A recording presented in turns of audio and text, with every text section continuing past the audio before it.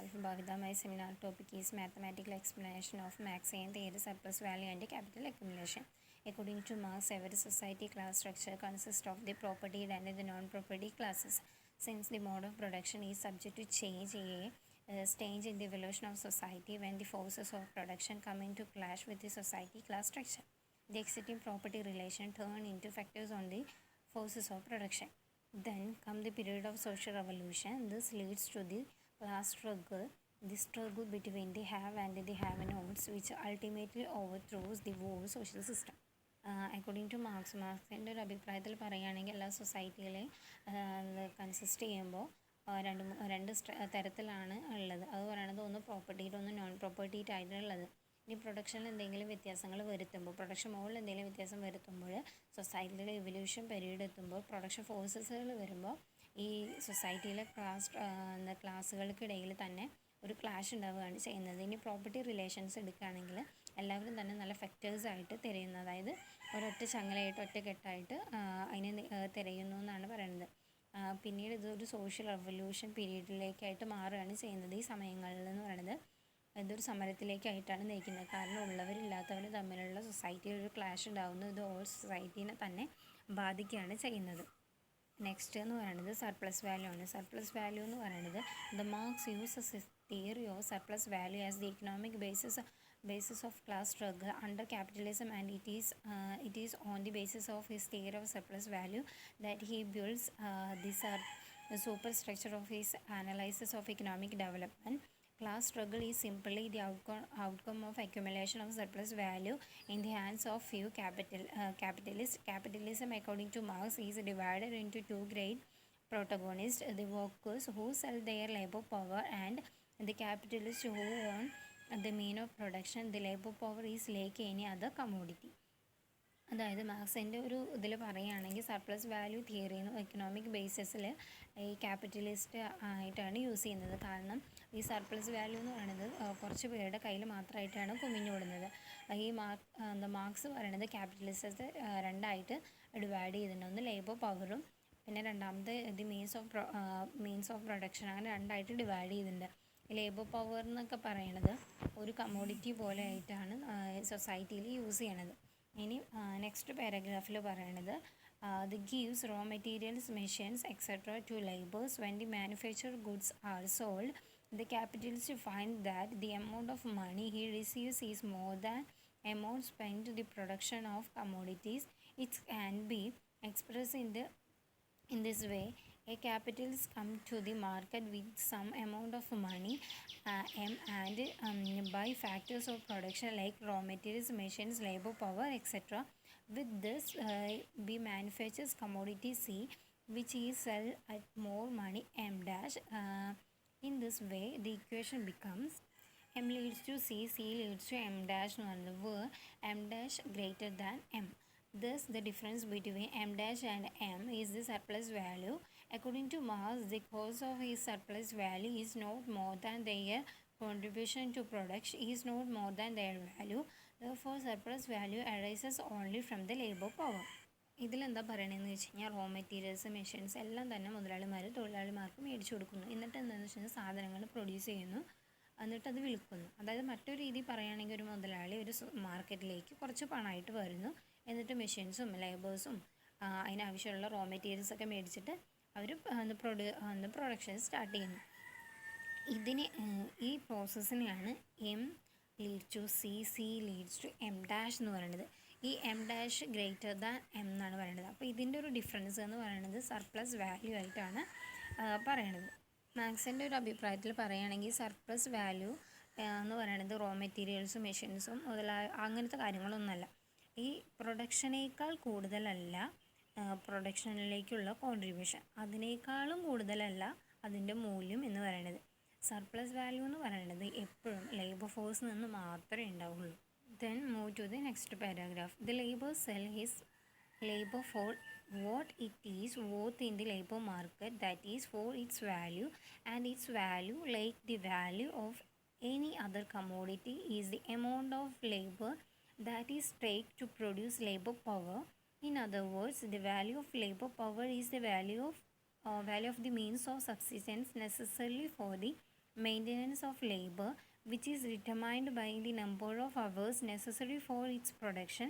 According to Marx, the value of the commodity necessary for the subsistence of the labor is never equal to the value of the produce of that labor. If a labor workers for 10 hours a day, but it take him 6 hours labor to produce goods to cover his subsistence, he will be paid wages equal 6 hours labor. The difference over the 4 hours labor goes into capitalist pocket in the form of the net profit, rent and interest. Marcus call is unpaid work surplus value. The extra labor that a labor puts is and for which we receive nothing. Marx calls surplus labor. ഈ പാരഗ്രാഫിൽ എന്താ പറയണമെന്ന് വെച്ച് കഴിഞ്ഞാൽ labour തൻ്റെ അധ്വാനം labour മാർക്കറ്റിൽ നന്നായിട്ട് വിലമതിക്കുന്നുണ്ട്. അതാണ് അയാളുടെ മൂല്യം എന്ന് പറയുന്നത്. മറ്റേതൊരു സാധനത്തിൻ്റെ മൂല്യം പോലെ തന്നെ അതിൻ്റെ മൂല്യത്തിൻ്റെ ഒരു തുകയാണ് ഈ തൊഴിലാളികൾക്ക് അത് ഉൽപ്പാദിപ്പിക്കാൻ ആവശ്യമായിട്ടുള്ള ഒരു അധ്വാനം. മറ്റൊരു തരത്തിൽ പറഞ്ഞു കഴിഞ്ഞാൽ അധ്വാനത്തിൻ്റെ മൂല്യം പരിപാലിക്കുന്നതിന് ആവശ്യമായിട്ടുള്ള ഉപജീവന മാർഗങ്ങളുടെ മൂല്യമാണ് തൊഴിലാളികളുടെ ഒരു പവർ നിർണ്ണയിക്കുന്നത്. കാരണം അതിനാവശ്യമായിട്ടുള്ള മണിക്കൂറുകളുടെ ഉൽപ്പാദനം. മാർക്സിൻ്റെ അഭിപ്രായത്തിൽ പറയുകയാണെങ്കിൽ സാധനങ്ങളുടെ മൂല്യം അധ്വാനത്തിൻ്റെ ഉപജീവന മാർഗം ഒരിക്കലും ആ അധ്വാനത്തിൻ്റെ ഉൽപ്പന്നത്തിന് തുല്യമല്ല. അതായത് ഇപ്പം വേറെ രീതിക്ക് പറയുകയാണെങ്കിൽ ഒരു തൊഴിലാളി ഒരു 10 അവർ ജോലി ചെയ്യുകയാണ്. പക്ഷേ ഒരു 6 അവർ അധ്വാനം അവർക്ക് അത്യാവശ്യമാണ്. കാരണം അവൻ്റെ ഉപജീവനത്തിന് സാധനങ്ങൾ ഉൽപ്പാദിപ്പിക്കുന്ന അയാൾക്ക് ഒരു 6 മണിക്കൂറിന് തുല്യമായിട്ടുള്ള വേതനമാണ് അവർ കൊടുക്കുന്നത്. 4 മണിക്കൂർ അധ്വാനത്തിൻ്റെ വ്യത്യാസം മുതലാളിയുടെ പോക്കറ്റിലേക്ക് പോവുകയാണ് ചെയ്യുന്നത്. കാരണം ലാഭം, വാടക, പലിശ എന്നിവയുടെ രൂപത്തിലൊക്കെയാണ് മുതലാളിയുടെ പോക്കറ്റിലേക്ക് അതിൻ്റെ ലാഭം കിട്ടുന്നത്. പിന്നെ മാക്സിൻ ഇതിന് പറയുന്നത് എന്താണെന്ന് വെച്ച് കഴിഞ്ഞാൽ ഈ ശമ്പളമില്ലാത്ത ഈ ഒരു ജോലിയാണ് സർപ്ലസ് വാല്യൂ എന്ന് പറയുന്നത്. പിന്നെ എന്ന് പറയുന്നത് ഒരു ലേബർ കൂടുതലായിട്ട് അധ്വാനിക്കും, പക്ഷേ അതിൻ്റെ ലാഭം എന്ന് പറയുന്നത് അയാൾക്ക് ലഭിക്കില്ല. എന്താണ് അത് മുതലാളിക്കാണ് ലഭിക്കുന്നത്. ഇതിന് സർപ്ലസ് ലേബർ എന്നാണ് മാർക്സ് വിളിക്കുന്നത്. Then next to capital accumulation.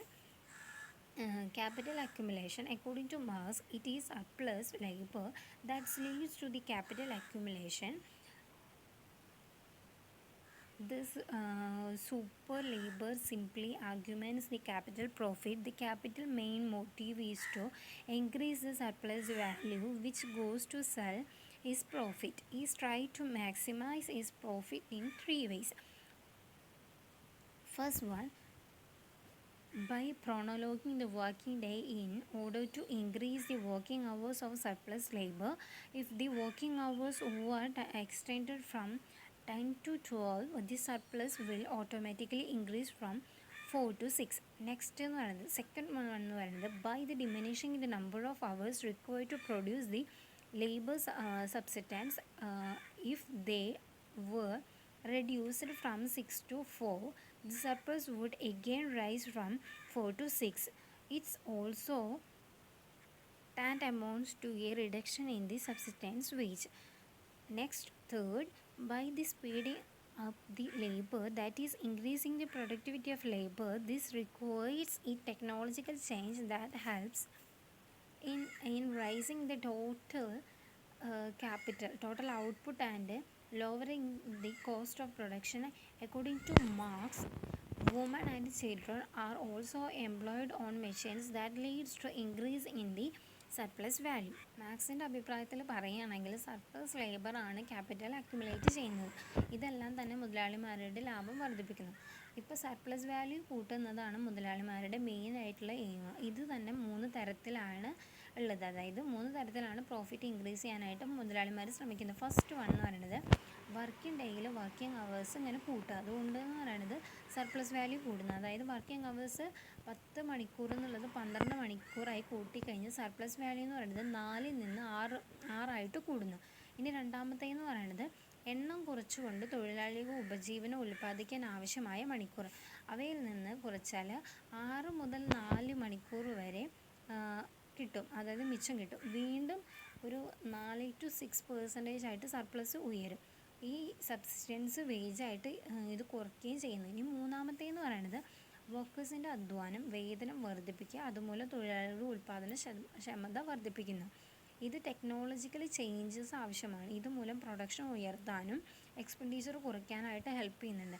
മാക്സിൻ്റെ ഒരു അഭിപ്രായത്തിൽ പറയുകയാണെങ്കിൽ കുട്ടികളും സ്ത്രീകളൊക്കെ ഈ മിഷൻസ് പോലെ പണിയെടുക്കാനുണ്ടെങ്കിൽ സർപ്ലസ് വാല്യൂ എന്ന് പറയുന്നത് ഇൻക്രീസ് ചെയ്യിപ്പിക്കാവുന്നതേ ഉള്ളൂ. Move to the next paragraph. Of the three methods, according to Marx, increasing in the productivity of labor is the likely choice of the capital, since the other two methods of exciting the working hours and reduction of wages have limitations of their own. So in the order to make improvements in the productivity of labor, the capitalists save the surplus value, reinvest it is in acquiring a large stock of capital, and thus accumulate capital, accumulate that is Moses and profits, and save its reconvert the greatest possible proportion of surplus value or surplus product into capital. These are the capitalist methods. മാക്സിൻ്റെ അഭിപ്രായത്തിൽ പറയുകയാണെങ്കിൽ ഈ labour productivity കൂട്ടുന്നത് 3 തരത്തിലാണ്. ഒന്ന് മുതലാളിമാരുടെ സാധ്യതയുള്ള തിരഞ്ഞെടുപ്പാണ്. കാരണം ബാക്കി 2 മെത്തേഡ്സിലും വർക്കിംഗ് അവേഴ്സ്, വേജസ് കുറയ്ക്കുക, അതൊക്കെയാണ് പറയുന്നത്. ഇതിനെല്ലാം തന്നെ ഒരുപാട് തരത്തിലുള്ള ലിമിറ്റേഷൻസ് ഉണ്ട്. ഈ ലേബേഴ്സിൻ്റെ പ്രൊഡക്ടിവിറ്റി ഇമ്പ്രൂവ് ചെയ്യുന്നതിന് മുതലാളിമാർ സർപ്ലസ് വാല്യൂ സേവ് ചെയ്യുന്നത്, ക്യാപിറ്റൽ കൂടുതൽ കിട്ടുന്നതിന് കൂടുതലായിട്ട് ക്യാപിറ്റലിലോട്ട് ഇൻവെസ്റ്റ് ചെയ്യുക, കൂടുതൽ ശേഖരിക്കുക, സംരക്ഷിക്കുക. ഇത്തരം രീതിയിലാണ് മുതലാളിമാർ പൊതുവെ ഫോളോ ചെയ്തുകൊണ്ടിരിക്കുന്നത്. Then next paragraph. Profits are determined by the amount of capital. As Marx says, the capital is dead labor that variance like only lives by swinging having labor, and leaves the more and more labor it is struck.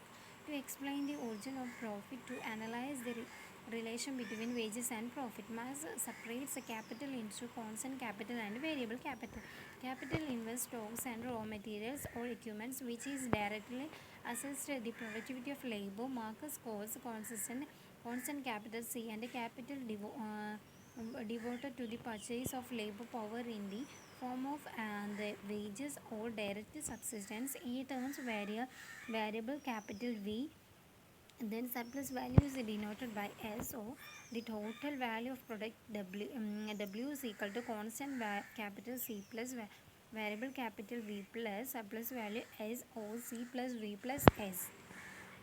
ഇവിടെ marks എന്താ പറയുന്നതെന്ന് വെച്ച് കഴിഞ്ഞാൽ മൂലധനം മരിച്ചു, അല്ലെങ്കിൽ vampire ഇഷ്ടപ്പെടുന്ന അധ്വാനം, ജീവനുള്ള അധ്വാനം വലിച്ചെടുത്ത് കൂടുതൽ ജീവിക്കുകയും ചെയ്യുന്നു. അതുകൊണ്ട് കൂടുതൽ അധ്വാനം ആവശ്യമായിട്ട് വരുന്നു.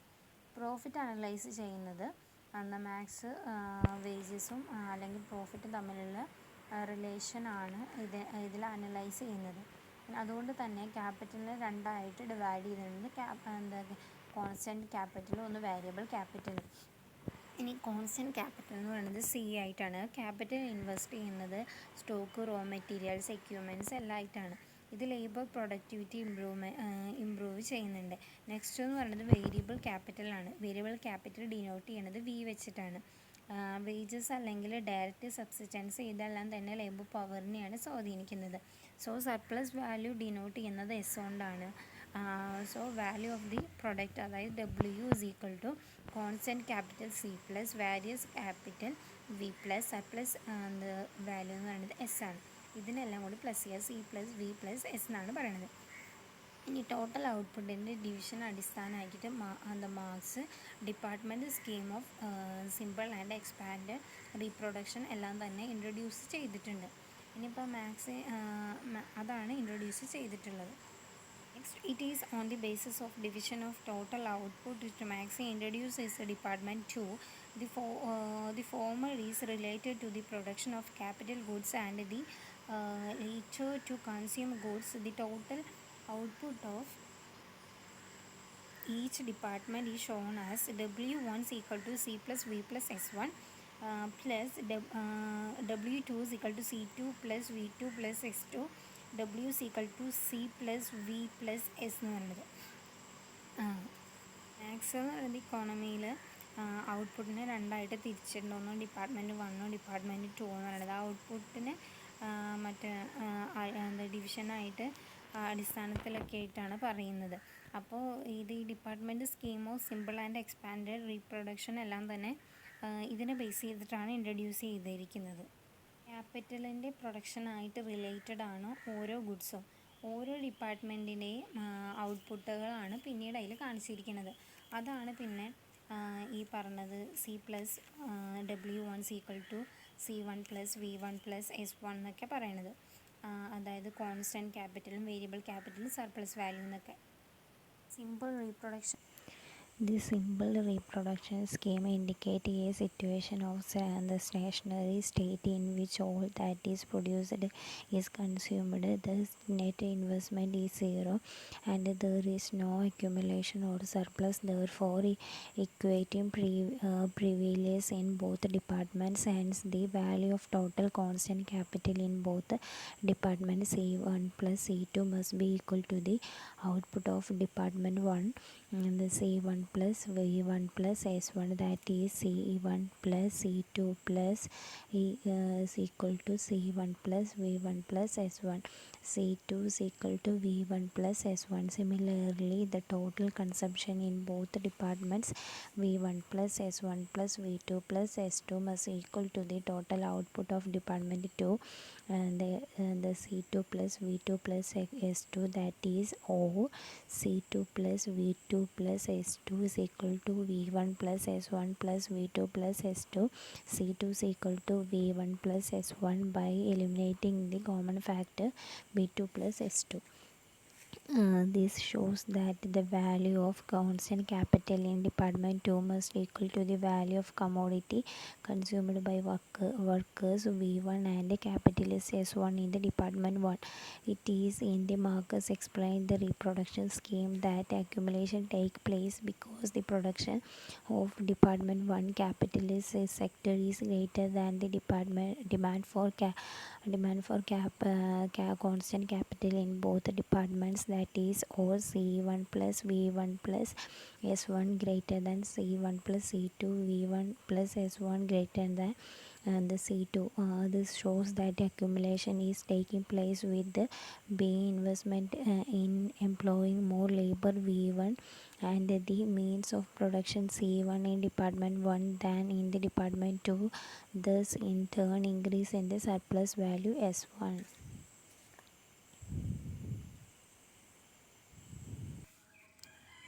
സിമ്പിൾ റീപ്രൊഡക്ഷൻ സ്കീം എന്ന് പറയുന്നത് പ്രൊഡ്യൂസ് ചെയ്യുന്നതെല്ലാം തന്നെ കൺസ്യൂമർ ചെയ്യുന്നത്. ഇവിടെ ഇൻവെസ്റ്റ്മെൻറ്റ് സീറോ ആയിരിക്കും. അക്യുമുലേഷൻ സർപ്ലസ് എന്ന് പറയുന്നത് ഇവിടെ ഒന്നും തന്നെ ഉണ്ടാവില്ല.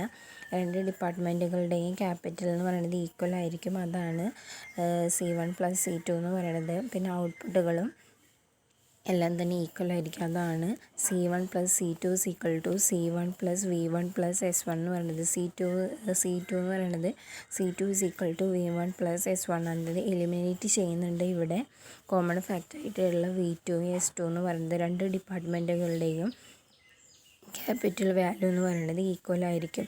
ലേബേഴ്സിൻ്റെ ക്യാപിറ്റൽ വാല്യൂ എല്ലാം തന്നെ അതിൻ്റെ മൂല്യം സെയിം ആയിരിക്കും. അതാണ് പറയണത്. പിന്നെ മാർക്സ് എക്സ്പാൻഡ് ചെയ്തിട്ടുള്ള ഈ റീപ്രൊഡക്ഷൻ സ്കീമിൻ്റെ അക്യുമുലേഷൻ നടത്തുന്നതിന് ഒരു പ്ലേസ് ആവശ്യമാണ്. പ്രൊഡക്ഷനിൽ നിന്ന് ഡിപ്പാർട്ട്മെൻറ്റിൽ നിന്ന്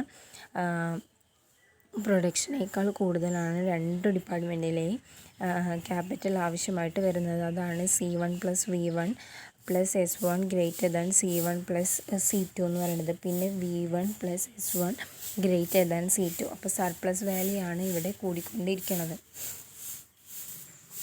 In order to analyze the nature of capital accumulation, Marx established a certain relationship between C, V and S. The ratio of constant to variable capital C/by V is termed as the organic composition of capital. The rate of surplus value is defined as S/V. The ratio of surplus value is variable capital O profit to waste. This is also known as the degree or rate of exploitation.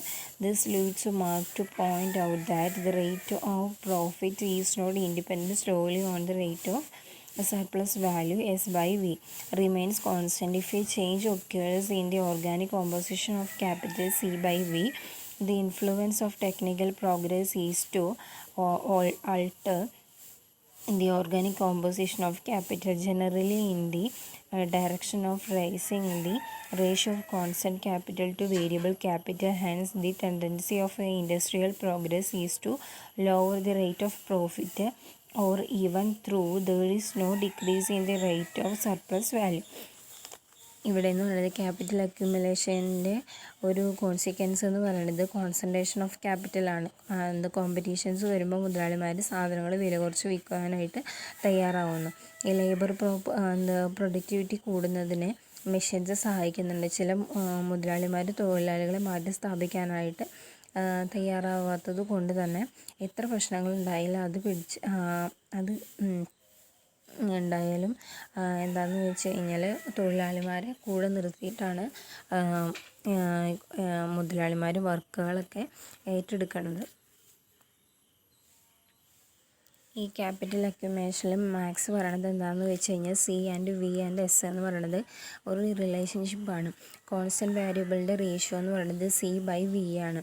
ഇതിനെ organic composition of capital എന്നാണ് പറയുക. ഈ surplus value എന്ന് പറയുന്നത് S/V ആണ്. ഇതിൻ്റെ surplus വാല്യൂവിൻ്റെ variable ക്യാപിറ്റലിലോട്ടാണെന്നാണ് പറയുന്നത്. ഇതിന് ഡിഗ്രി ഓഫ് ക്യാപിറ്റൽ എന്നാണ് പറയുന്നത്. മാക്സിൻ്റെ പോയിന്റിലോട്ട് നയിക്കുന്ന ലാഭത്തിൻ്റെ നിരക്ക് സർപ്ലസ് നിരക്കിനെ മാത്രമല്ല ആശ്രയിച്ചിരിക്കുന്നത്. സർപ്ലസ് നിരക്ക് നിലനിൽക്കുമ്പോഴും പ്രോഫിറ്റ് നിരക്ക് മാറുന്നു. അതായത് ക്യാപിറ്റൽ മാറ്റങ്ങൾ നടന്നു കഴിഞ്ഞാൽ C/V ആയിട്ട് മാറുകയാണ് ചെയ്യുന്നത്. ടെക്നോളജിക്കൽ പ്രോഗ്രസ് മൂലധനത്തിൻ്റെ ജൈവഘടനയിൽ മാറ്റം വരുത്തുകയാണ് ചെയ്യുന്നത്. സ്ഥിരമായിട്ട് മൂലധനം ഉയരുന്ന ദിശയിൽ തന്നെ ആയിരിക്കും ഉണ്ടാവുക.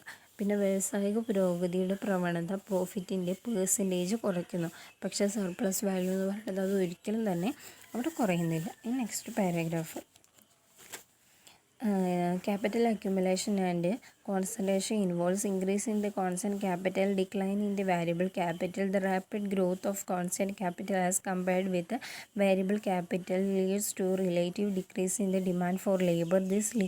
This process of supplementing the labor by machines creating on industrial reserve army to semi-station level of appropriate more and more surplus value. This is the law of increasing machinery of the masses under capitalism. This is shown in the figure where the labor force is taken on the horizontal axis and the wage rate on the vertical axis. The D is the demand curve for labor, and S is the supply curve for labor. At the wage rate W, there is an increase in the industrial reserve among equal to RE equal to L1 because the supply of labor is more than the demand for labor. As the industrial reserve any army expands, capital start adopting labor saving machines and reduces the wage rate to the minimum subsistence level in order to have more surplus value എന്ന് പറയുന്നത്. അതായത് capital അക്യുമുലേഷൻ്റെ consequence എന്ന് പറയുന്നത് concentration of ക്യാപിറ്റലാണ്. Competitions വരുമ്പോൾ മുതലാളിമാർ സാധനങ്ങളെല്ലാം വില കുറച്ച് വിൽക്കാനായിട്ട് തയ്യാറാവുന്നു. ഈ ലേബർ പ്രൊഡക്ടിവിറ്റി കൂട്ടുന്നതിന് വേണ്ടിയിട്ട് മിഷൻസ് സഹായിക്കുന്നുണ്ട്. പിന്നെ ചില മുതലാളിമാർ തൊഴിലാളിമാരെ മാറ്റി സ്ഥാപിക്കാൻ തയ്യാറാവാത്തത് കൊണ്ട് എന്ത് പ്രശ്നം വന്നാലും തൊഴിലാളിമാരെ കൂടെ നിർത്തിക്കൊണ്ടിട്ടാണ് അവർ ഏത് തരം തൊഴിലുകൾ ഏറ്റെടുത്ത് ചെയ്യണത്. അതാണ് ഉണ്ടാവുന്നത്. പിന്നെ ഇതിൽ ഡിമാൻഡ് കർവ് ഡിമാൻഡ് എന്ന് പറയുന്നത് എപ്പോഴും ഡിമാൻഡാണ് D എന്ന് കാണിക്കണത്, ഫിഗറിൽ കാണിക്കണത്. പിന്നെ ക്യാപിറ്റൽ അക്യുമുലേഷനിൽ കോൺസെൻട്രേഷൻ ആണ് ഉൾപ്പെടുന്നത്. അതുകൊണ്ട് തന്നെയാണ് കോൺസ്റ്റൻറ്റ് ക്യാപിറ്റൽ കൂടുന്നു, വേരിയബിൾ ക്യാപിറ്റൽ കുറയുന്നു. കോൺസ്റ്റൻറ്റ് ക്യാപിറ്റലിൻ്റെ വളർച്ച ഉണ്ടാകുന്നത് വേരിയബിൾ ക്യാപിറ്റൽ ആയിട്ടാണ്. അതായിട്ട് കമ്പയർ ചെയ്യുമ്പോൾ ഡിമാൻഡ് ഫോർ ലേബർ എന്ന് പറയുന്നത് കുറഞ്ഞുകൊണ്ടിരിക്കുകയാണ്. മെഷീൻസ് ഉപയോഗിച്ചിട്ട് തൊഴിലാളികളെ മാറ്റി സ്ഥാപിക്കുന്ന ഈ പ്രക്രിയ എന്ന് പറയുന്നത് വ്യവസായത്തെ സൃഷ്ടിക്കുന്നു. മുതലാളിത്തം വികസിക്കുമ്പോൾ എന്താണെന്ന് വെച്ചാൽ റിസർവ് ആർമി വികസിക്കുന്നുണ്ട്. വ്യാവസായിക റിസർവ് ആർമി എന്ന് പറയുന്നത് ജോലി ചെയ്യുന്ന തൊഴിലാളികളുടെ അവസ്ഥ ഭയങ്കര മോശമാണ്. കാരണം വെച്ച് കഴിഞ്ഞാൽ മുതലാളിമാർക്ക് എന്തെങ്കിലും അസംതൃപ്തി പ്രശ്നങ്ങളുണ്ടെങ്കിൽ അത് തൊഴിലാളികളോട് കാണിക്കുന്നുണ്ട്. കാരണം തൊഴിലാളികളെ പിരിച്ചുവിടുക അല്ലെങ്കിൽ അവർ വർക്കിംഗ് ടൈം കൂട്ടുക അങ്ങനെ കഴിയുന്നു. ഈ ക്യാപിറ്റലിസത്തിന് താഴെ കഴിയുന്ന എല്ലാ തൊഴിലാളികളുടെ അവസ്ഥ ഇങ്ങനെ തന്നെയാണ്. പിന്നെ ഈ ഫിഗറിൽ പറയണത് ലേബർ ഫോഴ്സ് കാണിക്കുന്നത് ഹൊറിസോണ്ടൽ ആക്സസ് ആണ്. അപ്പോൾ വേജ് റേറ്റ് എന്ന് പറയുന്നത് വെർട്ടിക്കൽ ആക്സസ്, ഡി എന്ന് പറയുന്നത് ഡിമാൻഡ് കർവ് ഫോർ ലേബറാണ്. സപ്ലൈ എന്ന് പറയുന്നത് എസ് എന്ന് പറയുന്നത് സപ്ലൈ കർവ് ഫോർ ലേബറാണ്. വേജ് റേറ്റ് എന്ന് പറയുന്നത് ദി ഇൻഡസ്ട്രി റിസർവിൽ ഇൻക്രീസ് ഉണ്ടാക്കുകയാണ് ചെയ്യുന്നത്. പിന്നെ റിസർവ് ആർമി എന്ന് പറയുന്നത് ഈക്വൽ ആയിരിക്കും L1 ആയിട്ട്. കാരണം സപ്ലൈ ഓഫ് ലേബറിനേക്കാൾ കൂടുതലാണ് ഡിമാൻഡ് ഫോർ ലേബർ എന്ന് പറയുന്നത്. പിന്നെ ഇൻഡസ്ട്രി റിസർവിൽ മുതലാളിമാർ കുറഞ്ഞ വേജ് റേറ്റ് ഉപയോഗിച്ചിട്ടാണ് ഇവിടെ തൊഴിലാളികളെ കൊണ്ടിട്ട് പണിയെടുപ്പിക്കുന്നത്. എന്നിട്ട് സർപ്ലസ് വാല്യൂ അത് കൂട്ടിക്കൊണ്ടിരിക്കുന്നത്. So I conclude my topic. Thank U.